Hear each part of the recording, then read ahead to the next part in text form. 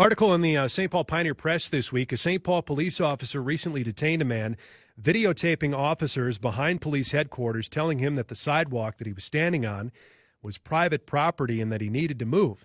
Andrew Henderson, who frequently films police, uploaded his video of the interaction to YouTube, and now the police department is looking into what happened. The case comes at a time of tension between police and some communities locally and around the country, and many include videos of encounters with law enforcement officers. It's also a time when officers are especially cautious about their own safety. Andrew Henderson, the man who was filming police and was told to move, joins us now on WCCO Radio. Andrew, thanks for taking a few minutes to talk to us this afternoon. For sure. Thanks for having me. Well, to explain, first of all, explain what you were doing and why you were doing it.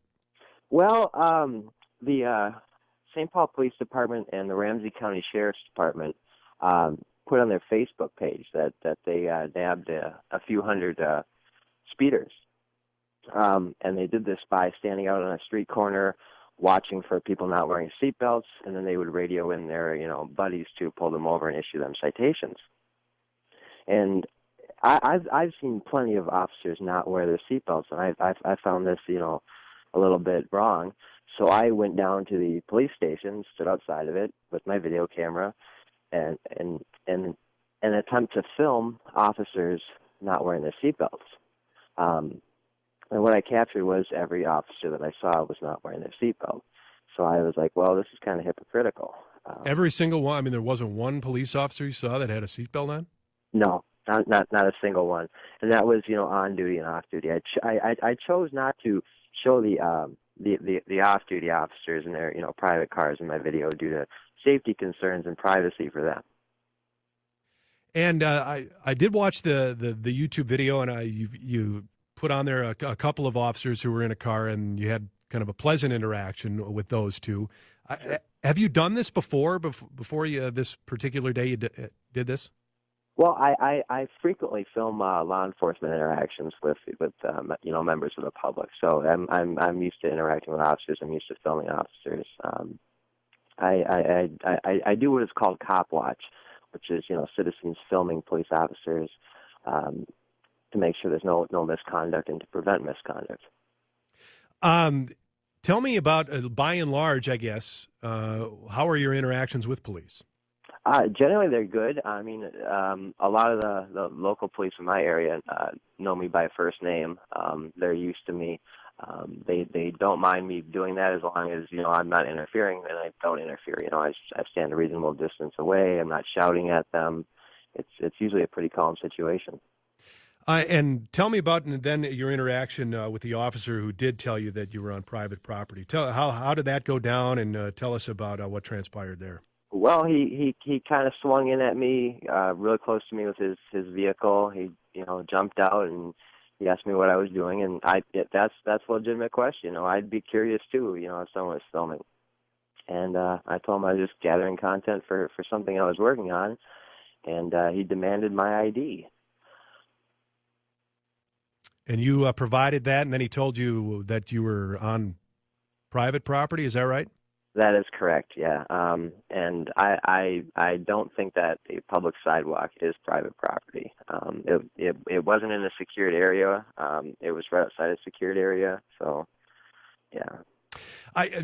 We're talking to Andrew Henderson, who was filming police officers coming in and out of the St. Paul Police Department just to kind of do some policing of policing. And he says that he did not see one officer wearing his or her seatbelt. Can you understand, though, that maybe the tension increases, I guess, when you or somebody else is standing there and filming these officers in these situations, especially considering, what's going on in the last, year or so? Sure. And it's legitimate for them to have concerns and to talk to me. I don't mind that one bit. If it's okay for them to do stuff like that, it should be okay for normal citizens. I mean, the St. Paul Police Department has a camera system all throughout the city where they can watch anybody when they want to, as long as it's out in public. I feel that badges don't grant extra rights, and the citizens have the same rights pretty much as the police do. I agree with you. I mean, I think, if if police are, arresting people or ticketing people for wearing their seatbelt, they too should follow the law. I'm just wondering, considering the stresses on officers nowadays, and actually, some of the more serious charges or allegations against some police, do we really need to worry about this? Yes, even the little things build up to a bigger picture. I mean, misconduct is misconduct no matter what. And to me, it's a good idea to let the police know that people are watching them. They're holding them accountable for their actions, even for the small things. Not necessarily beating people or illegally arresting people or whatever. Even the small things, it will create change over time. Do you ever worry, though, that maybe, the interactions they're having with you are preventing them from doing something else, or, maybe changing the way they are doing something else? Well, if it's a change for the better, I'm glad about that. And if they feel like they want to waste time with me, they can. I mean, they can talk to me, or they can choose to do something more productive. What do you hope to gain by doing this, by filming these officers and continuing to do that? I guess, what is your ultimate goal, and how far are you going to take this? Well, I hope to change the culture of policing. I hope to make policing better for everybody throughout the whole United States. And I mean, filming police is just one of the many things that I hope to change. I hope to encourage different departments to get body cams, to adopt policies about people watching the police. There's a whole lot more than this. This is just like the tip of the iceberg. And how much time do you devote, like during a week, to these kind of activities? Whenever I have free time. I mean, I don't actively go out and film police on street corners like this on a normal basis. If I do see something going on, I film it. If there's a police interaction and I'm walking down the street, I'll stop and film it. I probably devote 15, 20 hours a week to this right now. What do you do for a job? I'm a welder.